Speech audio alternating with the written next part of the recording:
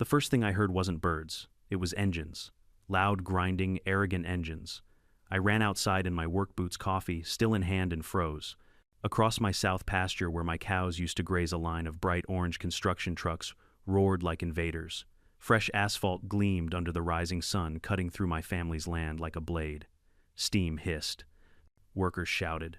And right in the middle of it all stood a woman in a pink blazer holding a clipboard like a sword. Karen, HOA president, smiling like she'd just conquered Rome. My land, my fence, my heritage. They didn't even ask. I yelled so loud the birds stopped singing. The workers paused. Karen didn't even flinch, she just waved at me like I was the help. That's when something in me snapped. You can steal my peace, you can build your pretty roads, but not on my soil. Not today. Because this farm's about to become the battlefield the HOA never saw coming. Before we dive in, comment where you're watching from and hit subscribe, because this war, it's about to get real. I didn't sleep that night. Every time I closed my eyes, I saw the same thing, those glossy black tire tracks slashing through my pasture like someone had signed their name across my family's history. By morning, the smell of asphalt still hung thick in the air. My cows stood at the fence line, confused, their hooves pressing against what used to be soft dirt. I wanted to tear the road up myself right then and there, but I'd learned long ago that sometimes the worst revenge is patience. Instead, I put on my cleanest flannel, tucked my shirt, and drove straight into the heart of suburbia to the beige fortress they called the HOA office. The building sat at the edge of what used to be my cornfield. Now it was a parade of manicured lawns, identical mailboxes, and people who waved too hard at each other while secretly counting each other's trash bins. The sign out front read, Oakwood Meadows Homeowners Association, where community comes first. Yeah, right after hypocrisy. I pushed through the glass doors, and the smell hit me, printer, toner, perfume, and a faint trace of fake authority. Behind the front counter sat her, Karen, blonde hair sculpted like a helmet, a smile that could cut glass, and in her hands the one thing that made her feel immortal, her clipboard. Charlie, she sang my name like we were old friends sharing lemonade on a porch. What a surprise. What can I do for you today? I kept my voice steady. You can start by explaining why there's a brand new 2-lane road slicing through my pasture. Her smile twitched just slightly. Oh, that. Isn't it lovely? It's part of our new community beautification initiative. Beautification, I said, fighting the urge to laugh. Karen, it's a road. Through my land. Yes, she nodded proudly, flipping a page on her clipboard like it was scripture. It provides easier access for residents to reach the new subdivision. It's for the greater good. The greater good, I repeated, my tone low. Karen, that road runs through my south pasture. My cows don't need easier access to the cul-de-sac. She gave a tight little chuckle, the kind of laugh people use when they think they're smarter than you. The board voted on it unanimously. I didn't vote on it, I said. Well, of course not. You're technically outside the HOA jurisdiction. Then why I stepped closer. Did you build a road inside my fence line? She sighed the way a kindergarten teacher might when explaining crayons aren't food. Oh, Charlie, it's not private property anymore. The HOA annexed that section of your land last month. That word annexed snapped something in me. Annexed, I said, my voice calm but dangerous. Karen, you can't annex land you don't own. Her fingers drummed against the clipboard as if the laminated bylaws were her shield. It's all in the documentation, she said sweetly. You should have read the letter we sent. Oh, I read your letters, I said. Every single one about lawn heights and fence colors. But I must have missed the one where you announced you were seizing private farmland. Karen's eyes flickered just for a second, but she recovered fast. We prefer the term reallocation. I stared at her. You paved over 3 generations of soil, Karen. My grandfather planted that field. My father worked it till the day he died. And you, I pointed toward her clipboard, turned it into a shortcut for SUVs. Her lips curved into something that wasn't quite a smile anymore. Change can be uncomfortable, Charlie, but it's for the community's benefit. You don't want to be the bad neighbor, do you? I clenched my jaw so hard I thought my teeth might crack. No, Karen, I said softly, but I do have a history of being a very persistent one. Her eyes narrowed, but I'd already turned and walked toward the door. Behind me, I could hear her whisper to someone in the back office, smug as ever, "He'll come around. They always do." Outside, the sun was sharp, bouncing off every chrome bumper and fake smile in Oakwood Meadows. I stood beside my truck, breathing hard, watching kids ride bikes across the same asphalt that cut through my pasture. They always do. Not this time. That night, I drove the fence line in silence. The moonlight traced the road's edge, a glistening scar of tar. I could still see where the bulldozers had ripped down my fence posts, where my grass had been flattened under their tires. I parked near the split oak at the border, the same tree my father used to tie his horse to, back when this was real country, and just stood there staring. That road wasn't just an inconvenience, it was a message. They weren't trying to make the community beautiful, they were trying to erase me from it. And they thought I'd roll over. They thought I'd let it slide. I took out my old notebook from the truck's glove box, flipped open to a blank page, and started writing Step 1, lawyer. Step 2, land deeds. Step 3, every damn receipt. Step 4, burn them down with paperwork. I smiled to myself. My father used to say, "You can't fight a fool with fists, you fight them with proof," and tomorrow I'd find my proof. When I finally went back inside the farmhouse, the road was still visible through the window, lit faintly by the moon. It looked quiet now, still harmless. But I knew better. That road wasn't finished. It was just waiting for headlights. The next morning would be the first move in a war that HOA had no idea it had started. By sunrise, I was already halfway to town, coffee thermos on the passenger seat and fury in the rearview mirror. I wasn't the kind of man who ran to lawyers. I believed in fixing fences with wire and sweat, not paperwork. But this wasn't a broken fence, it was a full-blown invasion. The HOA wanted a war of bylaws and bureaucracy. Fine, I'd bring the law. Tom Jenkins had been my friend for 30 years. We'd fought wildfires together back when he still wore a badge before he swapped a fire hose for legal briefs. His office sat above a diner that smelled like bacon and justice, a good sign if you asked me. When I walked in, Tom was hunched over his desk, tie-loose eyes half closed behind a mountain of folders. He looked up and smirked. Well, Charlie Turner, the last honest farmer in a 10-mile radius.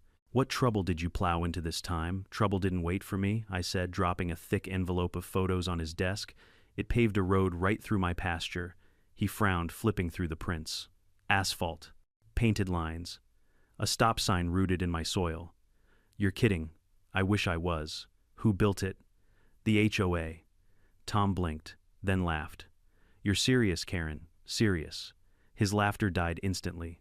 Everyone in the county knew Karen Whitmore, Queen of Oakwood Meadows, the woman who could fine you for breathing too loud near a flower bed. Tom whistled low. "All right, tell me everything." So I did.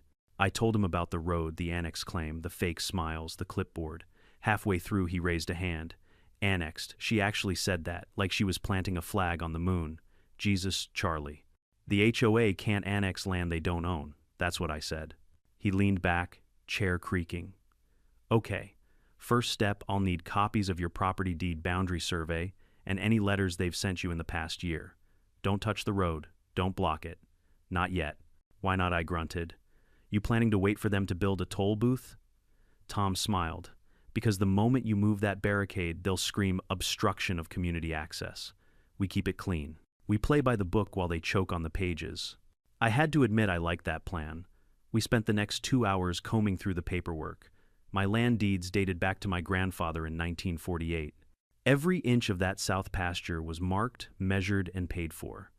The HOA's jurisdiction stopped 300 yards short of my fence line. Tom highlighted every detail with his pen like he was drawing battle plans. "Here's what we'll do," he said finally. "I'll draft a cease and desist notice, demanding they halt use of the road until ownership is verified. I'll also file an injunction with the county clerk. In the meantime, you gather everything else, photos, timestamps, eyewitnesses. We'll build a file thicker than Karen's ego." I smirked. "That's going to take a lot of paper," Tom chuckled. "Good thing I buy toner by the gallon." When I left his office, the diner downstairs was filling with regulars, construction guys, farmers, truckers, folks who still believed a handshake meant something. I told the waitress to keep Tom's coffee topped off. He was about to make HOA history. Driving home, I passed the shiny new subdivision that started this whole mess. Cookie-cutter houses stood shoulder to shoulder, all painted the same acceptable shade of beige. Every mailbox identical, every lawn trimmed to regulation perfection. I couldn't help thinking. They built this world to control every inch of it. But my land wasn't beige. It was stubborn brown earth, cracked with history and sweat, the kind that didn't bow to clipboards. When I reached the farm, the road shimmered in the heat like a black snake sleeping across my field. I parked near the fence, grabbed my camera, and started documenting everything. The angle of the road, the broken fence posts, the survey marker they'd ignored, every tire track, every sign, every insult. If the law was a battlefield, I intended to arm myself to the teeth. By evening, my kitchen table was covered with photos, receipts, property maps, and 3 half-empty coffee mugs. I labeled each stack carefully. Evidence A, construction damage. Evidence B, boundary violation. Evidence C, Karen's nonsense. Somewhere around midnight, I found an old shoebox tucked in a cabinet, my father's papers. Inside were yellowed survey maps and letters from the county zoning board, proving our property lines hadn't changed since before HOA even existed. I stared at those documents for a long time. It felt like my dad was helping me fight back from the grave. The next morning, I delivered copies to Tom. He flipped through them and grinned. Perfect. This is exactly what we need. You think we can win? I asked. Oh, we're not just going to win, he said. We're going to bury them in their own paperwork. I liked the sound of that. Still something gnawed at me. Paper alone wasn't enough. The HOA had money, lawyers, and arrogance on their side. I had truth and a tractor. That night I sat on the porch watching headlights glide across the illegal road. A silver SUV slowed down as it passed. The driver, some man from the new subdivision, gave me a disapproving look like I was the problem. I raised my coffee mug in salute. Enjoy the shortcut, buddy. Won't last long. The next few days were quiet, too quiet. No word from Karen, no official notice. Just that smug silence people use when they think they've already won. But I wasn't waiting. I started visiting the county records office myself, digging into public documents. I learned the HOA had submitted a community access improvement request 6 months earlier. The permit covered their own streets, not private farmland. Yet somehow the invoices listed South Pasture Extension completed. In other words, they'd falsified construction paperwork. Bingo.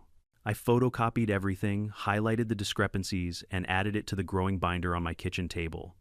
The thing was heavy enough to use as a weapon now. When Tom saw it, he whistled. You're turning into quite the paralegal, Charlie. I just call it self-defense. He laughed, then grew serious.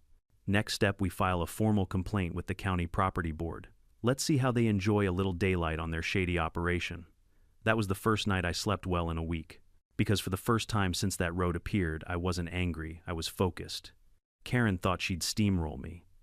She didn't realize she'd just built the perfect evidence trail right through my land. As I locked the farmhouse door, I looked out over the field. The moonlight turned the road silver. It looked calm, almost peaceful. But I knew the storm was coming. I whispered to the night, "You wanted a beautification project, Karen. Let's make this county real pretty with your name on every lawsuit I file." Tomorrow I'd start digging deeper. Not with a shovel, but with paper cuts. The funny thing about small towns is that the gossip always moves faster than the mail. By the time I finished breakfast that Friday, everyone from the feed store to the sheriff's office had already heard the same headline, "Farmer threatens HOA over illegal road." I didn't mind. I'd rather they call me crazy than call me quiet. That morning I drove into town again, this time not for legal help. I was on a mission to dig up every scrap of dirt the HOA had buried under their shiny bylaws. The county records office was a squat brick building with a fading flag out front, and a woman named Betty guarding the archives like a dragon sitting on gold. She'd been there since the 82nds and knew more secrets about land boundaries than anyone alive. "Morning, Charlie," she said without looking up from her crossword. "What brings you here? Another zoning fight, worse," I said. The HOA paved a road through my pasture. Her pencil froze midair. "They what you heard me." "Well, that's bold even for Karen." I smiled grimly. "You've heard of her too." Betty laughed. "Sweetheart, everyone's heard of Karen." She called once to complain the courthouse lawn was uneven. I leaned on the counter. "I need the original subdivision maps, the HOA incorporation papers, and any permits related to road construction in Oakwood Meadows." She squinted at me curious.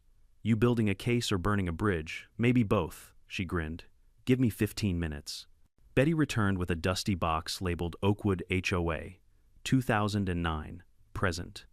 Inside were rolled blueprints, stamped letters, and meeting transcripts printed on fading paper. As I flipped through them, a pattern started to form: misused funds, vague community projects, and suspicious budget increases. Then I found a line item titled South Access Improvement, dated 3 months before the road appeared on my property. The signature line read, "Approved by Karen Whitmore." But here's the kicker. There was no county permit number attached. No authorization, no inspection report, no approval signature from the Department of Transportation, just a fake number scribbled in pen. I leaned back, heart pounding. They built it off the books. Betty glanced over my shoulder. That's not just illegal, Charlie. That's fraud. Good, I said. That's my favorite kind of crime to prove. Back home, I turned my kitchen table into a crime lab. Folders spread across every inch. Photos, copies, receipts. I even started color-coding the documents: red for fraud, yellow for property violations, blue for stupidity. For the next 3 days, I barely slept. I read every HOA newsletter, every community update, every piece of propaganda they'd mailed. I highlighted phrases like budget allocation pending and expedited improvement plan. Each one was a breadcrumb leading to something rotten. What really made me laugh was how careful they thought they were. Karen had signed almost everything with her little flourish K. Whitmore president. She might as well have left fingerprints on the asphalt. But the paper trail wasn't enough. I needed witnesses. I started with my neighbors, the ones still brave enough to answer when the HOA came knocking. First stopped the Pattersons, a retired couple who'd lived at the edge of the development since before it was even called Oakwood Meadows. Karen fined us $200, Mrs. Patterson told me, hands trembling as she poured sweet tea, for planting tulips instead of marigolds. Said they weren't aesthetically aligned with community values. Her husband snorted.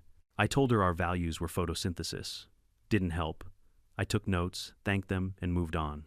Next was the Rodriguez family, who'd had their mailbox upgraded without consent and were billed $400 for the service. She said the HOA was standardizing the neighborhood, Mr. Rodriguez said, shaking his head. I told her this isn't a car factory. Each conversation painted the same picture: a power-hungry HOA running the neighborhood like a dictatorship in khaki shorts.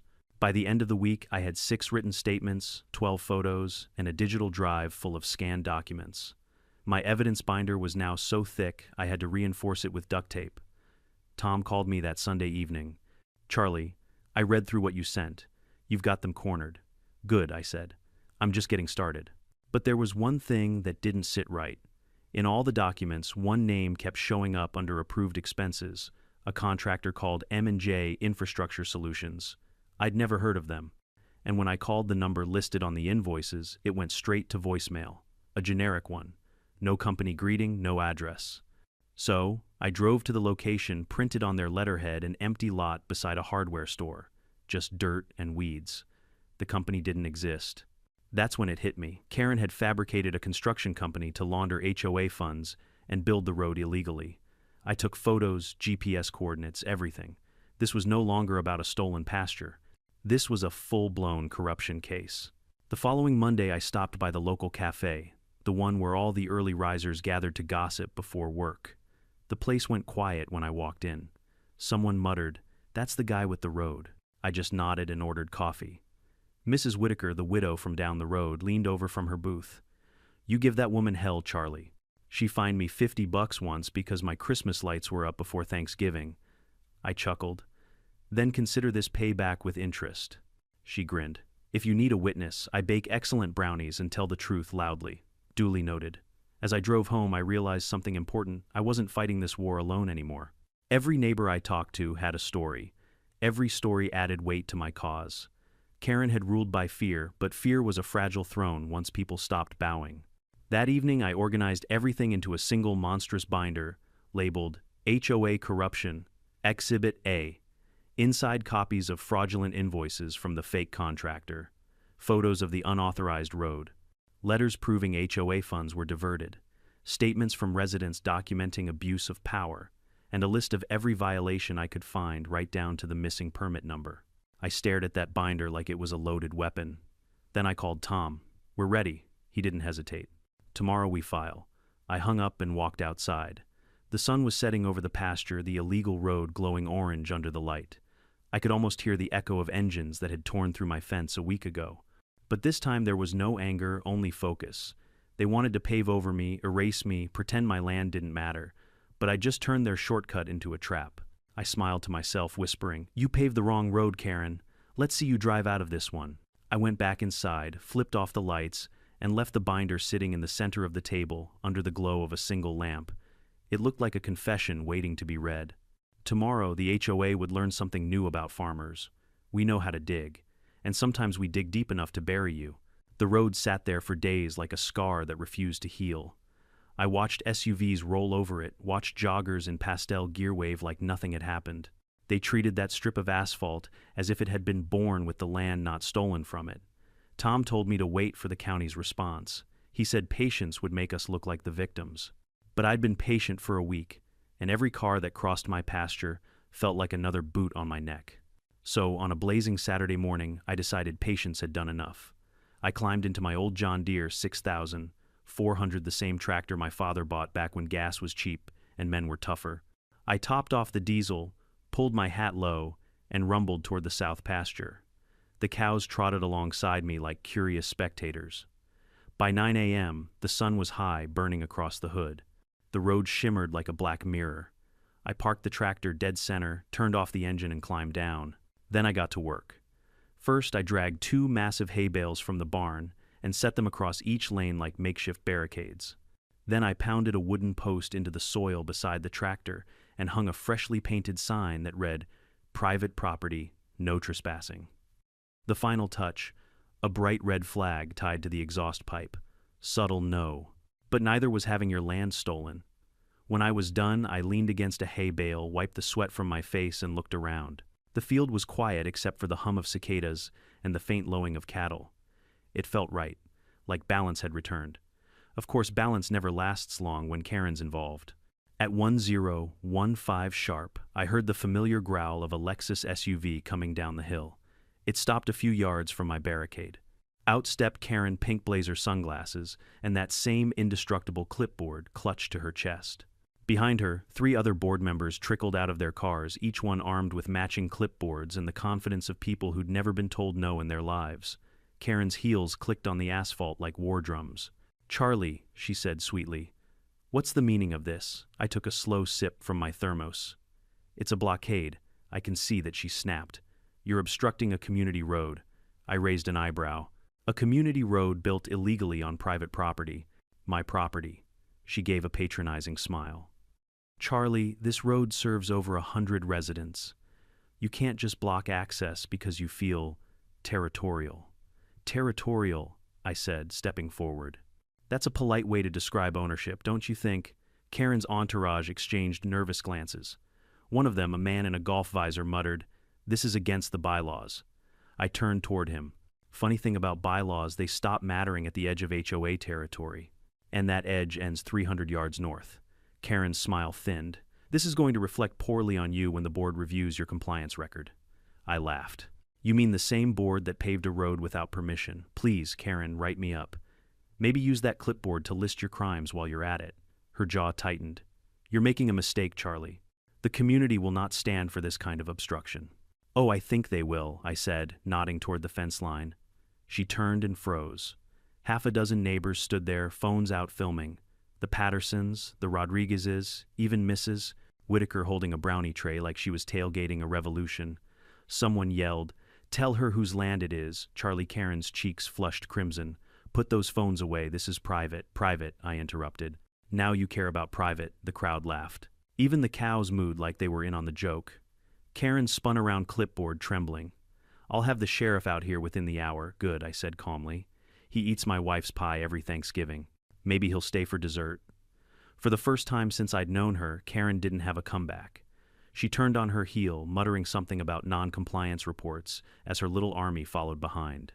As their cars disappeared, the neighbors cheered.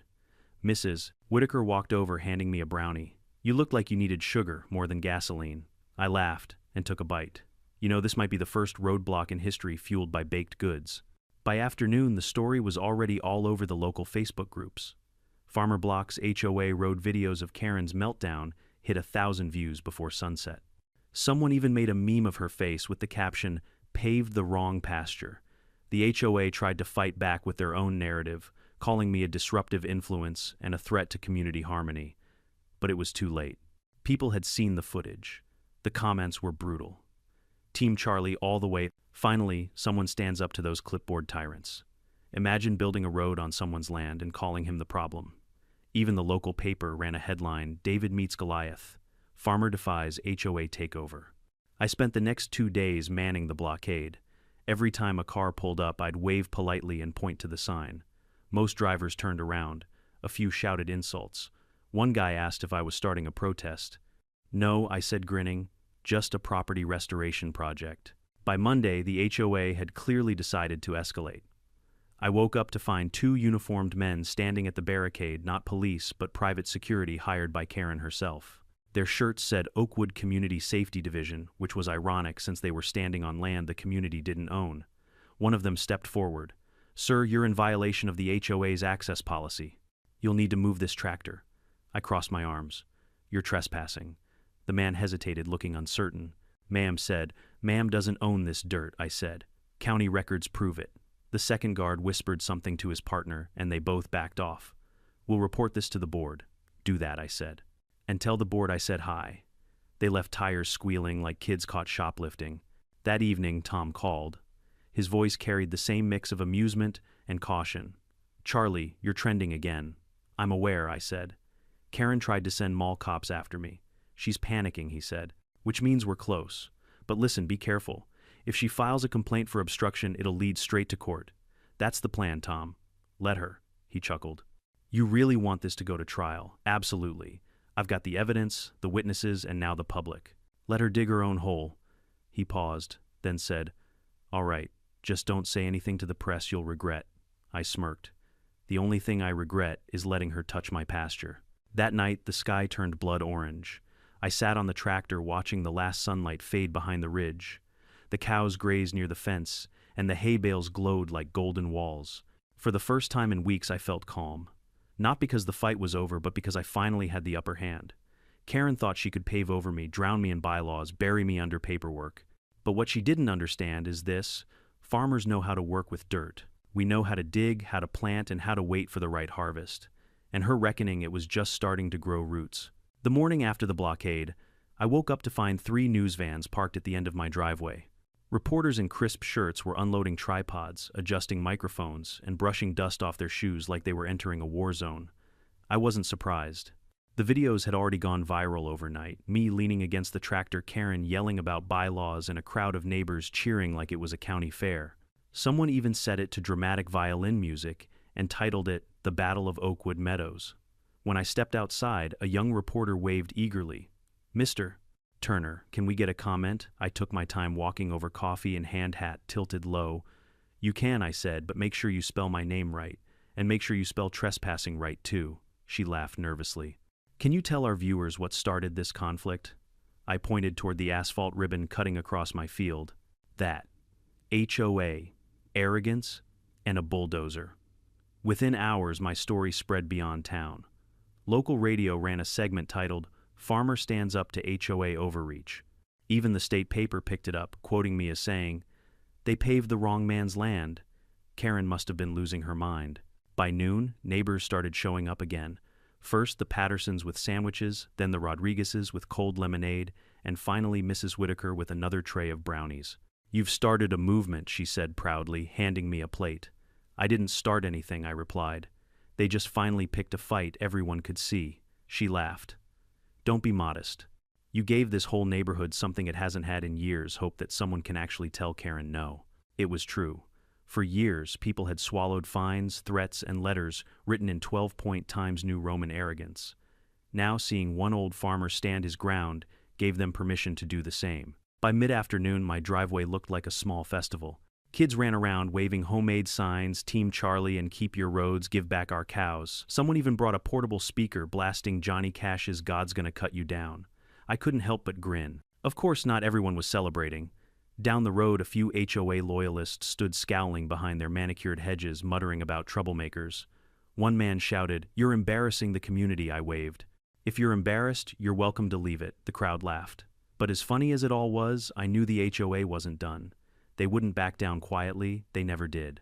That evening, I received the first official blowback, a letter taped to my gate stamped with the HOA seal. Notice of violation. You are hereby in breach of Section 8.3 of the Community Bylaws, obstructing a designated access road and impeding community operations. Failure to comply within 48 hours will result in legal action. I read it twice, then laughed so hard I nearly dropped my coffee. It wasn't just arrogance, it was desperation. I called Tom. "They're threatening to sue me." "Perfect," he said. "That's exactly what we want. Now we control the battlefield. Think they'll go through with it?" "Oh, absolutely," Tom chuckled. "Karen's too proud to back down. She's going to walk straight into her own trap." 2 days later, Karen proved him right. She held a press conference in front of the HOA office, complete with a banner reading "Preserving Community Standards." She stood at a podium, sunglasses gleaming, pretending she was running for mayor of insanity. "Mr. Turner's actions," she said into the camera, "are a direct violation of the HOA's mission to maintain order, beauty, and accessibility within Oakwood Meadows. His obstruction has endangered our residents and disrupted community harmony." The clip hit social media within hours and backfired spectacularly. The comments section was merciless. "Endangered residents, it's a tractor, not a landmine." "Community harmony, lady, you built a road on his farm," Karen really said, "order and beauty while standing on stolen land." By evening, the HOA's page was flooded with public backlash. Residents started demanding to see the financial records for the beautification projects. Others questioned where their monthly fees were going. The board cracked like an egg. 3 members resigned within a week, citing ethical concerns. One even emailed me privately to apologize, saying they'd voted under pressure. Karen, of course, refused to budge. She doubled down, insisting the road was lawful, necessary, and approved under the HOA Annexation Authority, which, as Tom pointed out, didn't actually exist. While the HOA was busy self-destructing, I kept documenting everything. Every attempt they made to remove the barricade, every time Karen drove past filming from her car, every snide letter slipped into my mailbox. It was a treasure trove of stupidity, and I intended to use all of it. One night, I was sitting on my porch when headlights swept across the pasture. A car slowed near the barricade, paused, and then crept forward. I turned on my flashlight. There she was, Karen in her Lexus, trying to take pictures of the tractor from across the road. I walked up, calm as you please. "Evening, Karen." Couldn't sleep. She jumped, fumbling her phone. I'm documenting violations." "Violations," I said, grinning. "You're on my property."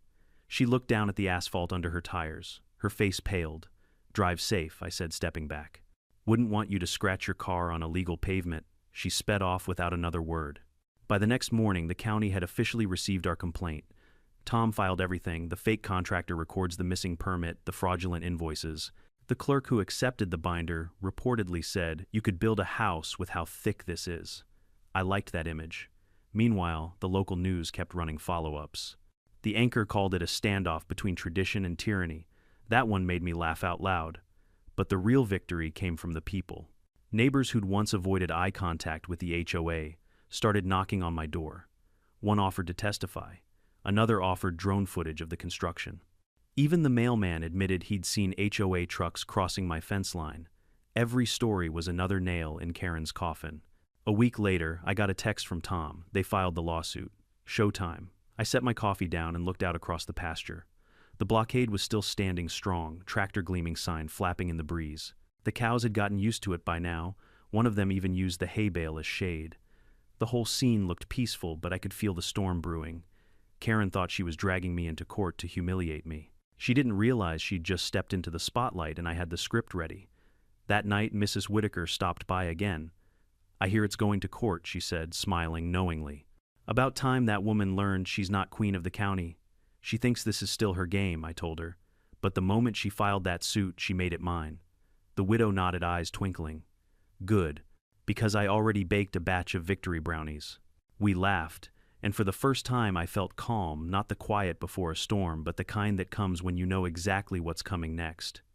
Karen had ruled with fear. Now she was about to drown in facts.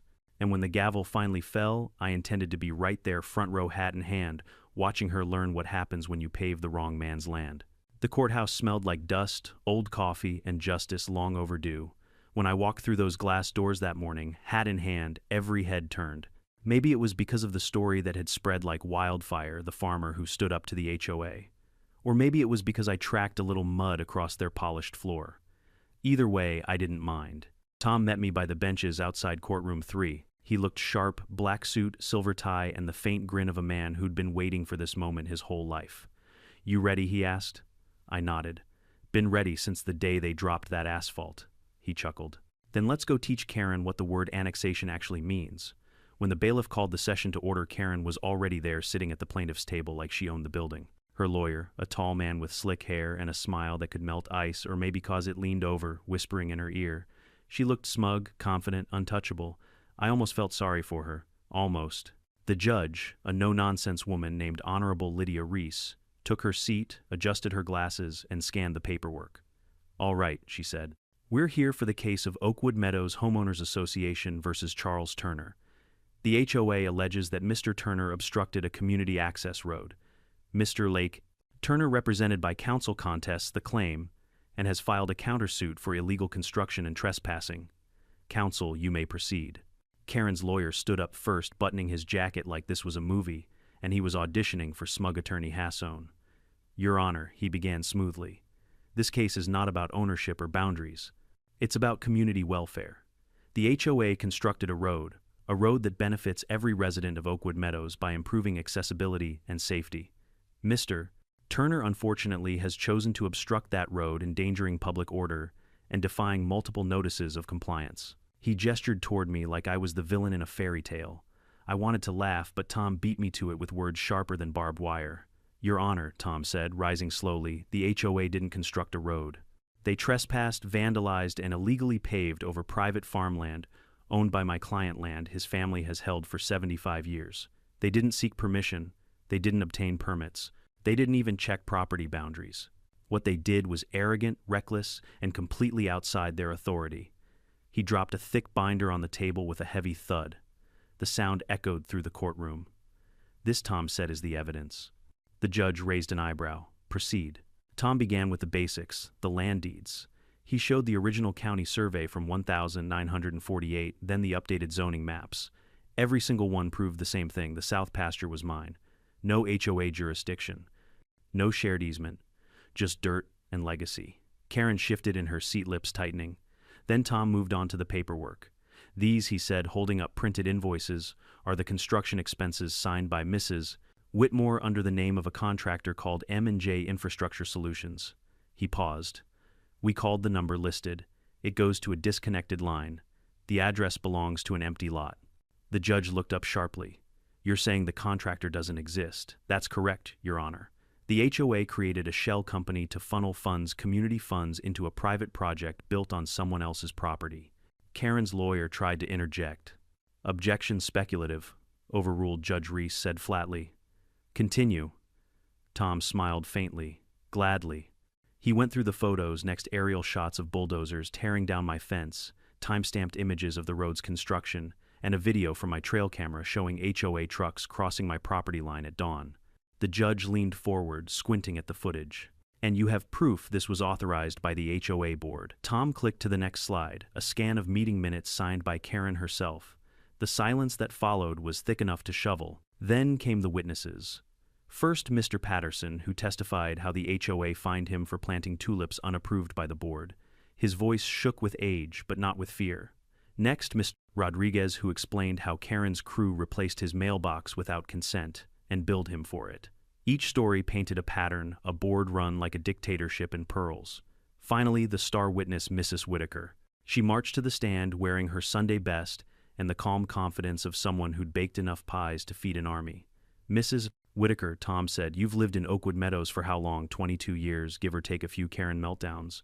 A ripple of laughter spread through the courtroom. Even the judge smiled. Tom nodded. Can you tell the court how Mrs. Whitmore treated residents? She treated us like children who couldn't be trusted with our own lawns. Mrs. Whitaker said firmly. She fined me once for putting up Christmas lights too early. Said it violated the neighborhood's aesthetic balance. I told her the only thing unbalanced was her sense of power. More laughter. Karen glared daggers. Mrs. Whitaker wasn't done. I saw the roadwork too. Her people were out there before dawn trucks and all. When I asked if they had permission, she told me, we make the rules here. Well, looks like she's about to learn what happens when the rules learn back. The courtroom erupted. The judge banged her gavel. Order, order in the court. But it was clear which way the wind was blowing. When it was Karen's turn to take the stand, her confidence cracked like cheap porcelain. Her lawyer asked rehearsed questions, and she answered with the charm of a malfunctioning robot. Mrs. Whitmore, he said, why did the HOA authorize construction? It was for community improvement, she said tightly. Did you confirm the property boundaries? I relied on internal maps. Did you obtain a county permit? Her pause lasted exactly 2 seconds too long. It was under review. Tom stood. May I cross-examine? The judge nodded. Tom approached slowly, voice calm, steady, lethal. Mrs. Whitmore, is it true? You received multiple complaints about the road before construction even began. Yes, but, and that you ignored them. And that you told at least one resident, and I quote, "We make the rules here." Her face reddened. I was misquoted. Tom pulled a printed email from the file. Then this is a remarkable coincidence since the quote appears in your own message dated June 14th. The courtroom gasped. Karen opened her mouth, closed it, and looked at her lawyer like she wanted to vanish. Tom delivered the final blow. "Mrs. Whitmore, do you know the term trespass?" She glared at him. "Of course." "Good," he said, "because that's what you did. To his land, to his rights. And to every person you claim to represent." Silence. The judge adjusted her glasses again, looked down at the evidence, then back up at Karen. "I've heard enough." When the gavel came down, it was like thunder. "This court finds in favor of the defendant, Charles Turner," Judge Reese said. "The HOA constructed an unauthorized structure on private property, falsified permit documentation, and misappropriated community funds. The road will be removed at the HOA's expense. Damages awarded to Mr. Turner, full restoration of property plus punitive compensation for trespass." She turned to Karen. "As for you, Mrs. Whitmore, I suggest you step down before the county investigates further." Karen's face went pale, then red, then a color I can only describe as defeat mixed with expensive lipstick. The courtroom buzzed like a hive. Tom shook my hand, smiling. "Told you we'd bury them." I just nodded, too stunned to speak. As Karen stormed out, the cameras flashed. Reporters shouted questions she ignored. Mrs. Whitaker patted my shoulder and whispered, "Justice always tastes better with chocolate." Outside, the sun broke through the clouds, lighting up the courthouse steps. For the first time in weeks, I could breathe. They'd paved over my pasture, but now the ground felt solid again. I tipped my hat to the crowd and said quietly to no one in particular, "Guess that's one road they won't be traveling again." The morning after the verdict, the air felt different. For weeks, the smell of hot asphalt and anger had hung over my land, but now there was only the soft scent of dew and grass. The kind that used to greet me every morning before the HOA decided to play God. I stood on the porch with my coffee staring at that cursed strip of road. It still ran through my pasture like an ugly scar, but at least now I knew it was living on borrowed time. The judge had given them 14 days to remove it and restore the land to its original agricultural condition. 14 days. That was fine. I'd waited longer for rain. The first truck arrived 3 days later, county contractors hired by the new reforming HOA board. They weren't the usual clipboard crowd. These were real workers. Men in mud-stained boots and orange vests, laughing, spitting sunflower seeds, and shaking their heads at what they called the dumbest road we've ever seen. One of them approached me as I leaned on the fence. "You the farmer who took on the HOA?" I nodded. "That'd be me." He grinned, holding out his hand. "Well, Mr. Turner, I gotta say, you've got fans at the county office. They've been waiting to see someone knock that woman off her pedestal for years." "Guess I was just the unlucky volunteer," I said, shaking his hand. "Nah," he said, smiling. "You were the right kind of stubborn." The crew got to work quickly. The sound of jackhammers and asphalt cutters filled the air, echoing across the hills, like justice being poured back into the soil.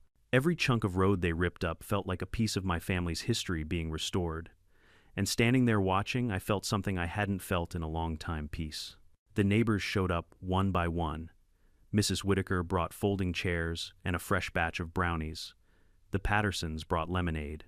The Rodriguez kids held homemade signs that said, "BYE, BYE, HOA Highway." It was ridiculous and perfect. By noon, half the community was there sitting under umbrellas, cheering every time a slab of asphalt was hauled away. Someone even started a slow clap when the first stop sign came down. I laughed so hard my sides hurt. "Never thought I'd see the day people would celebrate road demolition like a football game." Mrs. Whitaker winked. "It's not the road we're celebrating, dear. It's the fall of the empire that built it." Around sunset, the last of the asphalt was gone. What remained was a long, rough scar of dirt and gravel stretching through the pasture. I walked out across it barefoot, feeling the soil beneath my feet again. It was uneven, raw, but real. That's the thing about land it remembers. You can cover it in concrete, but the earth never forgets what it was before. The next morning, I fired up the tractor. The cows followed like old friends, curious and calm. I plowed the first furrow over the empty road, the dark earth curling over the tracks like it was swallowing the past. It felt poetic, the same machine that once stood in defiance now bringing life back to what they'd tried to take. A week later, the pasture was green again. Grass sprouted where asphalt used to shimmer. The cows grazed lazily, reclaiming their old territory like nothing had ever happened. The new HOA board, made up mostly of humbled neighbors, sent a formal apology letter signed by every member. We acknowledge our past mistakes and vow to restore trust, transparency, and respect for property rights. It was neatly typed, polite, even heartfelt. I tacked it to the barn wall under a horseshoe for good luck. And Karen, she was gone. Word around town was that she'd resigned in disgrace after an internal audit found financial irregularities. Some said she sold her house and moved 2 counties over. Others claimed she was still fighting fines of her own. I didn't care. The only thing I knew for sure was that the next time someone tried to build a road without asking, they'd think twice. The local news did a follow-up segment. They called it The Road That Went Nowhere. They filmed me standing in the pasture, wind tugging at my hat. The reporter asked Mr. Turner, what message would you give to anyone dealing with an overreaching HOA? I thought about it for a second. Stand your ground, I said simply. They might have money rules and fine print, but you've got truth. And truth doesn't need permission to exist. The clip spread again, not as viral as the first time, but enough that people from all over the state started emailing me, strangers, thanking me for standing up for them, for proving that one person could still win against the clipboard. Brigade. Tom and I met for lunch a week later at the same diner where this whole mess started. He looked 10 years younger, which is saying something for a man who drinks coffee like it's oxygen. You made state news, he said, sliding a newspaper across the table. On the front page, a photo of me leaning on the tractor, smiling like a man who'd just reclaimed his sanity. The headline read, "Farmer Wins Legal Battle Against HOA Tyranny." I grinned. They're making it sound heroic. Well, you did fight a small dictatorship armed only with paperwork and sarcasm. We both laughed. Then Tom grew serious. You know you did more than win a case. You scared every crooked HOA in this county. Good, I said. Maybe they'll stop mistaking other people's land for blank canvas. He raised his coffee cup. To blank canvases reclaimed. We toasted. That evening after he left, I drove back to the pasture. The sun was setting, painting everything gold. The rebuilt fence gleamed. The cows wandered through tall grass tails, flicking lazily. I stood by the oak tree and looked out across the field where the road had once been. If you didn't know the story, you'd never guess anything had happened here. The earth had healed fast like it wanted to forget. But I didn't want to forget, because sometimes the land isn't just dirt, it's memory.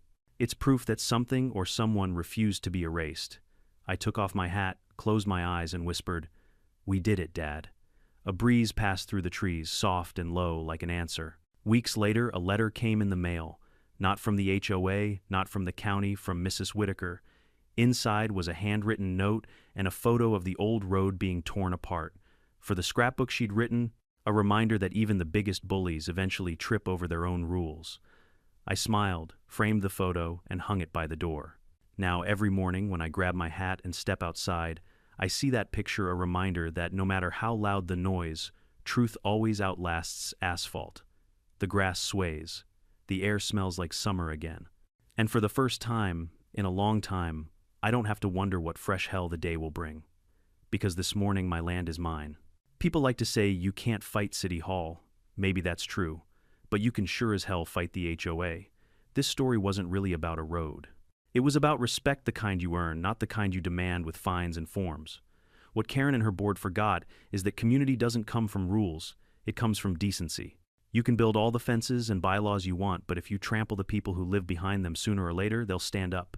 If you're watching this and you've ever been bullied by an HOA, a boss, or anyone who thinks a title makes them untouchable, remember this: truth doesn't need permission, and fairness doesn't come with a membership fee. So stand your ground, speak up, fight back when you're right, and when you win, don't gloat. Smile, shake the dust off your boots, and enjoy the silence of a morning that finally belongs to you. Now tell me in the comments, where are you watching from, and what would you have done if they paved through your land?